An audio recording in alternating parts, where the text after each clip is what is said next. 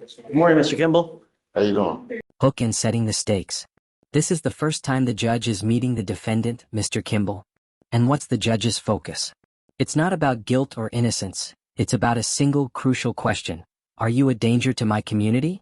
The defense is asking for a bond, a promise that the defendant will show up for court, but the judge must assess the flight risk and, more importantly, the risk to public safety. This is the ultimate judicial balancing act. Pretty good. So I've never met you before. I don't know who you are. All I know is that your lawyer is asking me to, I'm assuming, set him a bond, right? You know, you're wanted from somewhere. I don't know for what. I don't know why. I don't know if I'm going to set you bond. I got to get to know you in the short time that I have you here to see, are you a danger to my community? If we give you a bond, are you going to go back? I have no idea. So let's get to know. Amy? Judge, so he's wanted from Guadalupe County, New Mexico, aggravated battery against a household member with a deadly weapon. As the court knows, he's also being held in the 351st for credit and debit card abuse. No, I had no idea. Say it. And I believe they also just filed a motion to revoke his probation on fraud, use, possession. He's on probation too. Yes, and they're motioning to revoke as well. He also has 2 bond forfeitures that I'm seeing, and then he has quite a bit of history with burglaries and. My gosh. Dramatic reveal and reaction. Well, just look at the judge's face. That speaks volumes. The prosecutor just unloaded a criminal history dating back to 2007, running the gamut from drug possession to burglaries, evading arrest, and felony weapon charges. That laundry list isn't just history, it paints a picture for the judge. When determining a bond, a lengthy criminal past is one of the biggest red flags. Retention alert. How many charges do you think are too many? Let me know in the comments. Whoa. So since 2007, possession of marijuana, possession of a controlled substance, evading arrest, possession of a controlled substance, felon in possession of a weapon, attempted evading arrest or detention, tampering or fabricating evidence, evading arrest and previous conviction, burglary of a building, possession of a controlled substance, burglary of motor vehicle, evading arrest, credit card abuse, burglary of a motor vehicle, evading credit card abuse, possession with intent to deliver, and 1, 2, 3, 4 more burglary of a motor vehicles, failure to ID, possession of a dangerous drug. You're on probation for a fraud.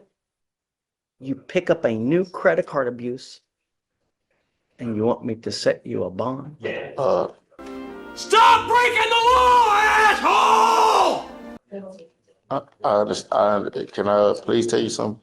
If you don't mind me speaking. Legal clarification and emotional stakes. The judge gives the critical warning, don't talk about the case. That's because anything Mr. Kimball says here, even in a bond hearing, can be used against him later in his actual trials.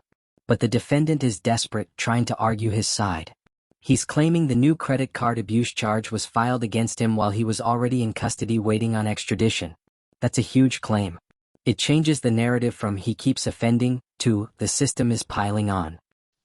Don't talk about the case. I'm not talking about no case. Okay. I was in here, been held on the case for defendant violence in New Mexico, right? And they just got called ATW twice. They did not release me. I was not released. They sent me back to my cell, and since they didn't release me, they ended up putting a credit card abuse on me. Now, I don't know, where that falls in or whatever, they just put it on me. So if I can give you a brief synopsis of the timeline, Judge. Sure. So January 15th, he waived extradition for his New Mexico case, which is why we have the fugitive. He also had a Dallas County hold at the same time, which means the Dallas. Here's another. True, but Dallas County had 10 days to pick him up. So they did not pick him up in those 10 days. So let's say January. I know that. I get it. Let's just say, okay, so they didn't release the whole, they should have released the whole 25th. They didn't. What they did is instead, 3 days later. Talking the Dallas County hold. Dallas County hold. Okay. So what should have happened is that on the 25th, they released the Dallas County hold, which at that moment, there was no locals or anything pending, and they should have started the timeline for New Mexico to come pick him up. But instead, Dallas did not release the hold until I believe the 29th, because conveniently, on the 28th, the DA's office filed 2B charges on a credit card abuse from a case that they had had since November. So December. I see here, December 22nd, 2024. I'm sorry, from December, you're right. Transition and defense strategy breakdown. Now the defense lawyer steps in to explain the timeline, and this is where the legal maneuvering gets interesting. The lawyer argues that the state's timeline expired regarding the Dallas County hold, suggesting the subsequent local charges, like the credit card abuse, were conveniently filed right as the defendant was legally due for release. The defense isn't arguing innocence. They're arguing that the system is unfairly dragging it along to keep him detained. It's a procedural battle. So it just seemed like the timeline expired. And I believe Mr. Kimball's just really upset because if it should have worked like it should have worked, then, why didn't they release the hold in time? Why didn't the DA's office file it? It just seems like they're sort of dragging it along. I understand that he does not have a bond on his felony cases, and they did file the MRP. He has an attorney there who is going to be requesting to set a bond there. What Mr. Kimball is asking is a bond here, even though, and I said, he's going to be making the bond there in felony. So let's say his bonds get set in felony and his bond gets set here. He wants to bond out and go to New Mexico, address that case, and then he said he'll be back and forth. He's already got the MRP and the felony credit abuse case here. But he wants to be able to fight them in the free world, and he is willing to go to New Mexico, turn himself in. I've been in contact with his mother. And I guess just because of that lapse in timeline, it's kind of like why we're here because, in part, Yes, ma'am. if you have anything else to add, I think he just feels kind of screwed by the system on this. Is there anything else, Mr. Kimball, that I missed? Nah, did she send the video to your phone? Oh, all right. In 2023 alone, Mr. Kimball, you have 1, 2, 3, 4, 5, 6. In one of the misdemeanor cases, you have presumably a bond at 5,010, which tells me that you've taken off on that case as well. I You're on never ran probation. bond You had a hold out of Dallas for, what did he have a hold out of Dallas for? violation. Dallas.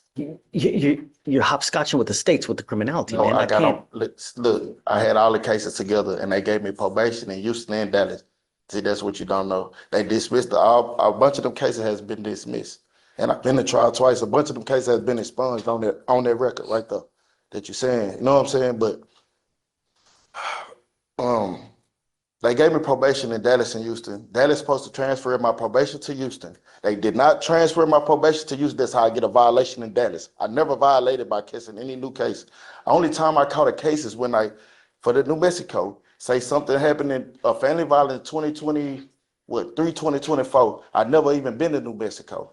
The girl wrote a statement on me saying that I violated whatever. I understand. I know I'm not supposed to tell you nothing, but I got videos. She's saying everything that she said is a lie. I don't even supposed to be having the case for I wasn't even supposed to come to jail for that case.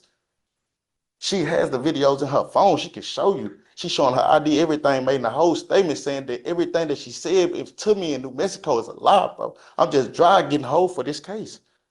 We really, I understand it. it doesn't matter. Yes, sir. I understand it. Judge's summary and decision point. The judge is clearly unimpressed by the timeline argument and cuts straight to the behavioral pattern. You get out, you pick up a new case. This is the heart of the judge's decision. The totality of the circumstances, 2 separate probations, an open aggravated case in another state, and the new credit card abuse charge, paints a picture of a high recidivism risk. The core purpose of the bond is protection, and Mr. Kimball is failing the test. It seems to me, Yes, sir. you get out, you pick up a new case. You were out, you just picked up a new credit card abuse 2 weeks ago. December 22nd, I mean, maybe 3 weeks ago, you just picked up another case. You're on probation in Houston, you're on probation in Dallas, Sir. you got an open case in New Mexico. Yes, sir. I can't possibly give you a bond, Mr. Kimball. I think that I need to protect my community. And if I give you a bond, I'm scared that something else is going to happen. I don't want you to pick up a 6th or 7th case, I ain't pick up a case. I came to jail for a case a year ago for New Mexico. I was already Just on probation. picked up. No, they just put Credit a card. case on me while I was in Nah. custody. I didn't never get caught for anything. They just put a case on me while I've been in custody right now. This time, waiting on New Mexico and Dallas to come get me. They just put this case on me. They just put this on me. I want to make sure that there are no more new cases get on you anymore. I'm not going to give you a bond because Mr. Kimball, you scare me. You know, you do. I never had an aggravated case. I never had an aggravated case in my life. You see my record. I never had an aggravated case. I don't see, the Period. only thing I see I'm is saying Harris. everything you're saying. I never had an aggravated case out of Harris County, Dallas, anywhere in Texas, ever. Ever. I believe you, but it's just way too much baggage, dude. Way too much. But I'm saying you can't just set a bond on the case. And when I go to court, you know what I'm saying? I talk to my other judge. She give me a bond on them cases or whatever, where I can go handle everything that I need to handle so I can get out and be with my kids. You know what I'm saying? Because if I don't, so say if they do set the bond when I go to court, because he's going to give me a court date in like a week or two. I'm going to go to court. They're going to set a bond for me. So they set a bond. Now I got to come back to your courtroom again for you to say, oh, well, I'm not going to give you a bond or whatever. They got 14 days to come get me. When actually I really supposed to already been gone to either Dallas or New Mexico because they called me ATW twice and they said they was not going to come get me. And we called to New Mexico. New Mexico said they didn't have any knowledge of me even being in jail on their warrant. Is New Mexico, have they stated that they're going to come get him? Our indication at this time is that they want him, Judge. Okay, they're going to come get you. You know, the problem is that 14 days is told because you've not made bond on those cases upstairs. Once you do make bond at that point, that will get the 14 days for New Mexico to come get you. But Mr. Kimball, you've got a ton of priors. You're on probation in two different counties. You got to, okay, regardless, it's too much baggage. I'm not going to give you a bond. You scare me, dude. That's it. Final ruling and thematic conclusion. You scare me, dude. That blunt, final ruling says everything. The bond is denied. The judge is invoking their duty to protect the community. The key legal takeaway here is that a judge has wide discretion in setting or denying bond, especially in cases involving public safety concerns, outstanding warrants, or multiple probation violations.